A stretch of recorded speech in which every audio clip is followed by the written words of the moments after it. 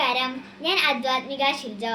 എല്ലാവർക്കും മലയാളം എക്സ്പ്രസ് ന്യൂസിലെ പ്രഭാത വാർത്തകളിലേക്ക് സ്വാഗതം. നീറ്റ് പരീക്ഷാ ക്രമക്കേടിൽ കോക്രോച്ച് ജനതാ പാർട്ടി പ്രതിഷേധത്തിന് ഐക്യദാർഢ്യം അറിയിച്ച സാമൂഹ്യ പ്രവർത്തകൻ സോനം വാങ്ചുക് 26 ദിവസമായി നടത്തിവന്ന നിരാഹാര സമരം അവസാനിപ്പിച്ചു. കേന്ദ്രമന്ത്രിമാരായ ജെ.പി. നദ്ദ, ഡോക്ടർ ജിതേന്ദ്ര സിംഗ് എന്നിവരുടെ സാന്നിധ്യത്തിൽ ഗുരുഗ്രാമിലെ മേദാന്ത ആശുപത്രിയിൽ വെച്ചാണ് സോനം വാങ്ചുക് നിരാഹാര സമരം അവസാനിപ്പിച്ചത്. അക്രമസാധ്യതകൾ ഒഴിവാക്കാനാണ് സമരം അവസാനിപ്പിക്കുന്നതെന്ന് സോനം വാങ്ചുക് എക്സിലൂടെ അറിയിച്ചു. നീറ്റ് പരീക്ഷാ ചോദ്യപേപ്പർ ചോർച്ചയിൽ കൂടുതൽ കർശനമായ നടപടികൾ ഉണ്ടാകുമെന്ന് പ്രധാനമന്ത്രി നരേന്ദ്രമോദി. ഇന്നലെ രാത്രി 11:52 സമൂഹമാധ്യമങ്ങളിൽ പങ്കുവച്ച വീഡിയോ സന്ദേശത്തിലാണ് പ്രധാനമന്ത്രിയുടെ പ്രതികരണം. കുറ്റവാളികൾക്ക് കടുത്ത ശിക്ഷയും അതിവേഗ വിചാരണയും ഉറപ്പാക്കുന്ന കരട് ബില്ലിന് കേന്ദ്രമന്ത്രിസഭ രൂപം നൽകുമെന്നും അടുത്തയാഴ്ച ബില്ല് പാർലമെന്റിൽ അവതരിപ്പിക്കുമെന്നും പ്രധാനമന്ത്രി അറിയിച്ചു. സോനം വാങ്ചുക് നിരാഹാരം അവസാനിപ്പിച്ചത് ആശ്വാസം പകരുന്ന കാര്യമാണെന്നും അതേസമയം കേന്ദ്രമന്ത്രി ധർമ്മേന്ദ്ര പ്രധാൻ രാജിവെക്കുന്നതുവരെ ജന്തർ മന്ദറിലെ പ്രതിഷേധം തുടരുമെന്നും കോക്രോച്ച് ജനതാ പാർട്ടി സ്ഥാപകൻ അഭിജിത്ത് ദീപ്കെ. സോനം വാങ്ചുക് നിരാഹാരം അവസാനിപ്പിച്ചതിന് പിന്നാലെയാണ് അഭിജിത്തിന്റെ സോഷ്യൽ മീഡിയ പോസ്റ്റ്. കേന്ദ്രത്തിനെതിരെ പുതിയ പോർമുഖം തുറന്ന് പ്രതിപക്ഷം. രാഹുൽ ഗാന്ധിയുടെ നേതൃത്വത്തിൽ ഇന്ത്യ സഖ്യത്തിലെ എംപിമാർ ഗാന്ധി സ്മൃതിയിലേക്ക് മാർച്ച് നടത്തി. രാഹുൽ ഗാന്ധിയുടെയും കേന്ദ്ര ആഭ്യന്തരമന്ത്രി അമിത്ഷായുടെയും വസതിക്ക് മുന്നിൽ ബാരിക്കേഡുകൾ വെച്ച് പോലീസ് തടഞ്ഞെങ്കിലും മാർച്ചുമായി മുന്നേറി. ആയിരക്കണക്കിന് പ്രവർത്തകരുമെത്തി. ഗാന്ധി സ്മൃതിയുടെ ഗേറ്റ് തള്ളി തുറന്നുകൊണ്ടാണ് അവർ അകത്തേക്കു കയറിയത്. ആലപ്പുഴയിൽ കോൺഗ്രസ് പ്രവർത്തകരെ മർദ്ദിച്ച ഗൺമാന്മാർക്കെതിരായ കേസ് അട്ടിമറിച്ചെന്ന കേസിൽ എഡിജിപി എം.ആർ. അജിത് കുമാറിനെ സസ്പെൻഡ് ചെയ്തു. ആഭ്യന്തരമന്ത്രിയാണ് സസ്പെൻഷന് ശുപാർശ ചെയ്തത്. ശുപാർശ മുഖ്യമന്ത്രിയും അംഗീകരിച്ചു. സീനിയോറിറ്റി പരിഗണിച്ച് ഈ മാസം 31-ന് അജിത് കുമാറിന് ഡിജിപിയായി സ്ഥാനക്കയറ്റം ലഭിക്കാനിരിക്കെയാണ് സസ്പെൻഷൻ. ഡെന്റൽ കോളേജ് വിദ്യാർത്ഥിയായ നിതിൻ രാജിന്റെ മരണത്തിൽ മുഖ്യപ്രതി ഡോക്ടർ റാം വീണ്ടും അറസ്റ്റിലായി. തലശ്ശേരി SC/ST പ്രത്യേക കോടതി അനുമതി നൽകിയതിന് പിന്നാലെയാണ് അറസ്റ്റ്. കോടതി റാമിനെ റിമാൻഡ് ചെയ്തു. കഴിഞ്ഞ ദിവസം റാമിനെ നടപടിക്രമങ്ങൾ പാലിക്കാതെയാണ് അറസ്റ്റ് ചെയ്തതെന്ന് ചൂണ്ടിക്കാട്ടി കോടതി ഡോക്ടർ റാമിനെ വിട്ടയച്ചിരുന്നു. ജൂലൈയിലെ സാമൂഹ്യ സുരക്ഷാ ക്ഷേമനിധി ബോർഡ് പെൻഷൻ ഇന്നു മുതൽ വിതരണം ചെയ്യും. ഇതിനായി 1095 കോടി രൂപ അനുവദിച്ചതായി മുഖ്യമന്ത്രി അറിയിച്ചു. ശബരിമലയിൽ കണ്ഠരര് രാജീവരുടെ മകൻ ബ്രഹ്മദത്തനെ തന്ത്രിയാക്കണമെന്ന ആവശ്യം പരിശോധിക്കാൻ ദേവസ്വം ബോർഡ് 3 അംഗ വിദഗ്ധ സമിതിയെ നിയോഗിച്ചു. അക്കീരമൺ കാളിദാസ ഭട്ടതിരിപ്പാടടക്കം താന്ത്രികാചാര്യർ ഉള്ള സമിതിയുമായി ഇന്ന് ബോർഡ് അധ്യക്ഷന്മാർ കൂടിക്കാഴ്ച നടത്തും. ശബരിമല സ്വർണ്ണക്കൊള്ളക്കേസിൽ അറസ്റ്റിലായ മുൻ Devaswom board president PS Prashanth, അംഗം അജികുമാർ എന്നിവരെ കോടതി റിമാൻഡ് ചെയ്തു. ഹൈക്കോടതി അനുമതിയില്ലാതെ ദ്വാരപാലക പാളികൾ സ്വർണം പൂശാൻ കൊണ്ടുപോയതാണ് കുരുക്കായത്. തിരുവനന്തപുരം സ്പെഷ്യൽ ജയിലിലേക്കാണ് ഇവരെ മാറ്റിയത്. ക്യാൻസർ, വൃക്ക, ക്ഷയരോഗികൾക്കുള്ള സഹായധനം 2000 രൂപയാക്കി ഉയർത്തി. നിലവിൽ 1000 രൂപയാണ് നൽകിയിരുന്നത്. ബജറ്റിന്റെ പ്രഖ്യാപനത്തിന്റെ അടിസ്ഥാനത്തിലാണ് തുക വർദ്ധിപ്പിച്ചത്. ആരോഗ്യവകുപ്പിൽ നിന്നുള്ള സർട്ടിഫിക്കറ്റിന്റെ അടിസ്ഥാനത്തിൽ BPL വിഭാഗത്തിൽപ്പെട്ടവർക്ക് ചികിത്സാ കാലയളവിലാണ് ഈ ആനുകൂല്യം ലഭിക്കുക. കേരളത്തിലെ 38 തദ്ദേശ ഭരണ വാർഡുകളിലെ ഉപതെരഞ്ഞെടുപ്പിനായി സംസ്ഥാന തെരഞ്ഞെടുപ്പ് കമ്മീഷൻ കരട് വോട്ടർ പട്ടിക പ്രസിദ്ധീകരിച്ചു. അടുത്ത മാസം 5 വരെ വോട്ടർ പട്ടികയിൽ പേര് ചേർക്കാൻ അവസരമുണ്ട്. അന്തിമ പട്ടിക 19-ന് പ്രസിദ്ധീകരിക്കും. ചോദ്യപേപ്പർ മാറി നൽകിയതിനെ തുടർന്ന് മാറ്റിവച്ച PSC ലാസ്റ്റ് ഗ്രേഡ് പരീക്ഷ ഓഗസ്റ്റ് 22-ന് നടത്തും. രാവിലെ 10:30 മുതൽ ഉച്ചയ്ക്ക് 12:05 വരെയാണ് പരീക്ഷ. ചോദ്യപേപ്പർ മാറി നൽകിയ ആലപ്പുഴ ലജ്നത്തുൽ സ്കൂളിൽ പരീക്ഷ എഴുതിയവർക്കും അന്ന് വീണ്ടും പരീക്ഷ നടത്തും. ദേശീയ രാജ്യാന്തര മത്സരങ്ങളിലെ മെഡൽ ജേതാക്കൾക്ക് നൽകാനുള്ള പാരിതോഷിക കുടിശ്ശിക തീർക്കാൻ സംസ്ഥാന കായിക വകുപ്പ് 1.5 കോടി രൂപ അനുവദിച്ചു. 2019 മുതലുള്ള കുടിശ്ശിക നൽകും. ലോങ് ജമ്പ് താരം ആൻസി സോജന്റെ കുടിശ്ശിക ഉടൻ കൈമാറാനും മന്ത്രി ഉത്തരവിട്ടു. CPM നേതാവ് PK ശ്രീമതി ടീച്ചറുടെ പെൻഷൻ വാങ്ങൽ വിവാദത്തിൽ പ്രതികരിച്ച് കുന്നംകുളം മുൻ MLA PR കൃഷ്ണന്റെ മകൻ. CPM നേതാവ് PK ശ്രീമതി തന്റെ അമ്മയായ PK ശ്രീമതിയുടെ പെൻഷൻ വാങ്ങിയിട്ടില്ലെന്നും പേരിലെ സാമ്യം കൊണ്ട് ഉണ്ടാക്കുന്ന വിവാദമാണെന്നും അജിത് കുമാർ പറഞ്ഞു. ഇതിൽ കേന്ദ്ര സർക്കാരിനെതിരെ SFI സമരം അക്രമാസക്തമായി. തിരുവനന്തപുരത്ത് ലോക്ഭവൻ മാർച്ചിൽ പോലീസ് ജലപീരങ്കി പ്രയോഗിച്ചു. കൊച്ചിയിലും തൃശൂരിലും ആലപ്പുഴയിലും കണ്ണൂരിലും പാലക്കാട്ടും മാർച്ചിൽ സംഘർഷമുണ്ടായി. സമരക്കാരെ പിരിച്ചുവിടാൻ പോലീസ് ജലപീരങ്കി പ്രയോഗിച്ചു. Samastha general secretary professor K Alikutty Musliyar അന്തരിച്ചു. 81 വയസ്സായിരുന്നു. പെരിന്തൽമണ്ണയിലെ ആശുപത്രിയിൽ ചികിത്സയിലായിരുന്നു. യുവജനങ്ങളാണ് രാജ്യത്തിന്റെ യഥാർത്ഥ സമ്പത്തെന്നും അവരുടെ ശബ്ദം കേൾക്കുകയും അവരെ സംരക്ഷിക്കുകയും ശാക്തീകരിക്കുകയും ചെയ്യണമെന്ന് മമ്മൂട്ടി സാമൂഹ്യമാധ്യമത്തിലൂടെയാണ് അദ്ദേഹം നിലപാട് വ്യക്തമാക്കിയത്. സംസ്ഥാന സർക്കാരിന്റെ 100 ദിന കർമ്മ പരിപാടികളുടെ ഭാഗമായി കെഎസ്ആർടിസി ആരംഭിച്ച പിങ്ക് ബസ് ലേഡീസ് ഓൺലി സർവീസിന്റെ സംസ്ഥാനതല ഉദ്ഘാടനം തിരുവനന്തപുരം സെൻട്രൽ ഡിപ്പോയിൽ മന്ത്രി സി പി ജോൺ നിർവഹിച്ചു. തൊഴിൽ ചെയ്യുന്ന സ്ത്രീകൾക്ക് സുരക്ഷിതവും സൌകര്യപ്രദവുമായ യാത്ര ഉറപ്പാക്കുക എന്ന ലക്ഷ്യത്തോടെയാണ് പദ്ധതി നടപ്പാക്കുന്നതെന്ന് മന്ത്രി പറഞ്ഞു.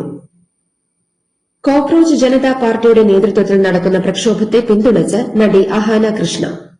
പരീക്ഷാ ക്രമക്കേടുകളിൽ കർശന നടപടി വേണമെന്ന് നടി ആവശ്യപ്പെട്ടു. അച്ഛൻ കൃഷ്ണകുമാറിന്റെ നിലപാടിനെ തള്ളിയാണ് മകളുടെ പ്രതികരണം.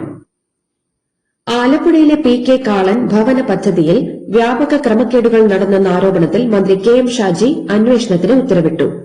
ടെൻഡർ മുതൽ നിർമ്മാണം വരെയുള്ള ഘട്ടങ്ങൾ പരിശോധിക്കാൻ പ്രത്യേക സംഘത്തെ നിയമിച്ചു. 30 ദിവസത്തിനകം റിപ്പോർട്ട് സമർപ്പിക്കാനും കുറ്റക്കാർക്കെതിരെ കർശന നടപടിയെടുക്കാനും നിർദ്ദേശമുണ്ട്. തിരുവനന്തപുരം വെമ്പായത്തെ ബാറിൽ മദ്യപ സംഘങ്ങൾ തമ്മിലുണ്ടായ തർക്കവുമായി ബന്ധപ്പെട്ട് വെഞ്ഞാറമൂട് പോലീസ് മൊഴിയെടുത്തയാൾ വീട്ടിൽ തൂങ്ങി മരിച്ചു. നെടുമങ്ങാട് ഉണ്ടപ്പാറ സ്വദേശി രതീഷാണ് മരിച്ചത്.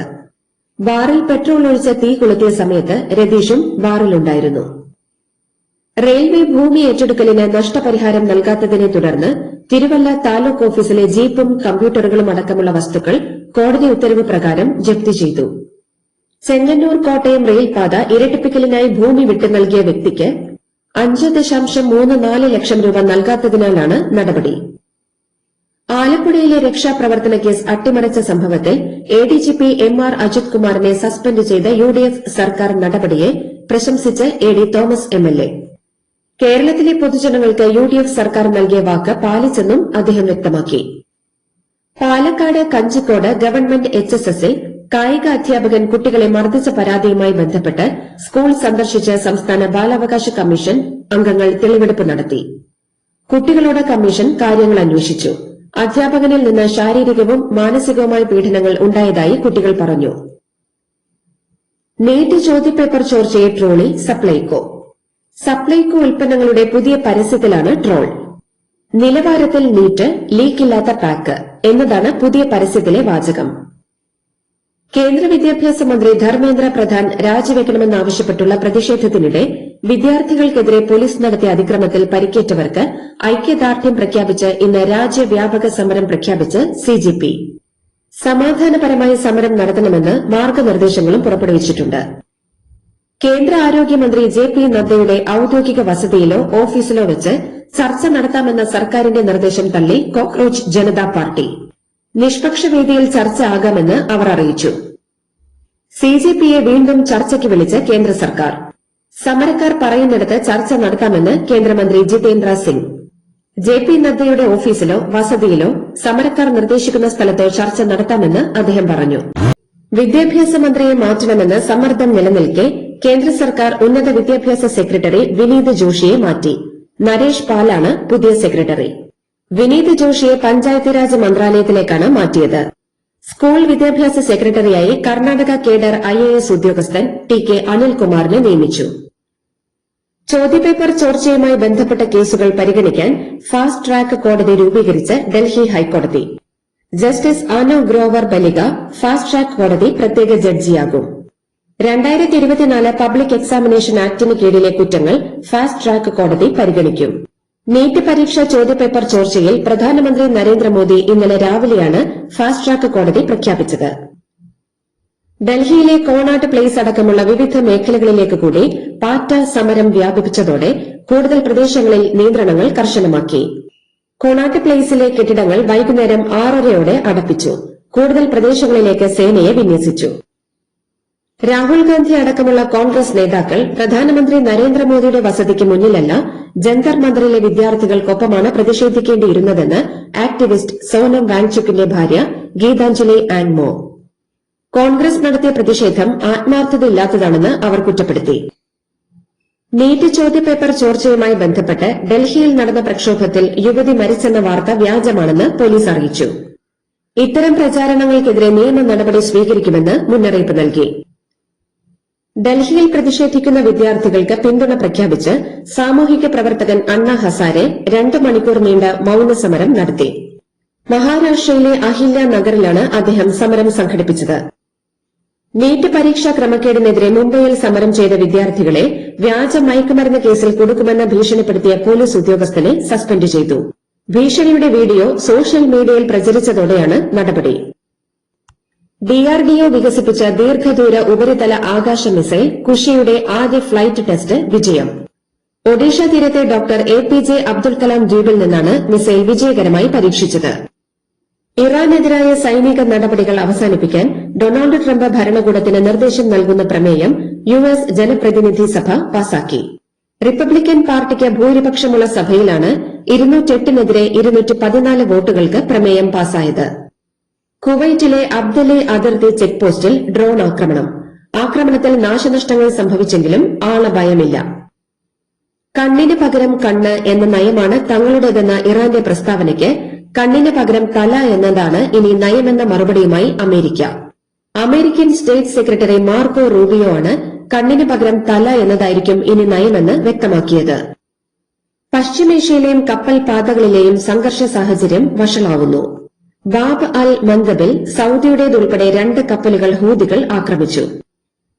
നേപ്പാൾ പ്രധാനമന്ത്രിയായി ചുമതലയേറ്റ ശേഷം വിദേശ രാജ്യങ്ങളുടെ സ്ഥാനപതിമാരുമായി നേരിട്ട് കൂടിക്കാഴ്ച നടത്തേണ്ടതില്ലെന്ന മുൻ നിലപാട് സ്വയം തിരുത്തി ബാലേന്ദ്ര ഷാ. ഇന്ത്യയുടെയും ചൈനയുടെയും നേപ്പാളിലെ സ്ഥാനപതിമാരുമായി ഈ ആഴ്ച തന്നെ അദ്ദേഹം കൂടിക്കാഴ്ച നടത്തും. 2027 ലോക ടെസ്റ്റ് ചാമ്പ്യൻഷിപ്പ് ഫൈനലിന് ഓവൽ വേദിയാകുമെന്ന് അന്താരാഷ്ട്ര ക്രിക്കറ്റ് കൌൺസിൽ. 2ാം തവണയാണ് ഓവൽ ടെസ്റ്റ് ചാമ്പ്യൻഷിപ്പ് ഫൈനലിന് വേദിയാവുന്നത്. 2027 ജൂൺ 9 മുതൽ 13 വരെയാണ് ഫൈനൽ മത്സരം നിശ്ചയിച്ചിരിക്കുന്നത്. സിംബാബ്വെക്കെതിരായ ആദ്യ T20 മത്സരത്തിൽ ഇന്ത്യയ്ക്ക് 7 വിക്കറ്റിന്റെ തകർപ്പൻ ജയം. ആദ്യം ബാറ്റ് ചെയ്ത സിംബാബ്വെയ്ക്ക് 7 വിക്കറ്റ് നഷ്ടത്തിൽ 125 റൺസെടുക്കാനേ സാധിച്ചുള്ളൂ. മറുപടി ബാറ്റിംഗിനിറങ്ങിയ ഇന്ത്യ 13.2 ഓവറിൽ ലക്ഷ്യത്തിലെത്തി. 19 പന്തിൽ 50 റൺസെടുത്ത വൈഭവ് സൂര്യവംശിയുടെ വെടിക്കെട്ട് ബാറ്റിംഗാണ് ഇന്ത്യയുടെ വിജയം എളുപ്പമാക്കിയത്. അർജന്റീനയെ ലോകകപ്പിൽ നിന്ന് വിലക്കണമെന്ന ഹർജിയിൽ ഒപ്പിട്ടത് 23 മില്യൺ ആളുകളെന്ന് റിപ്പോർട്ടുകൾ.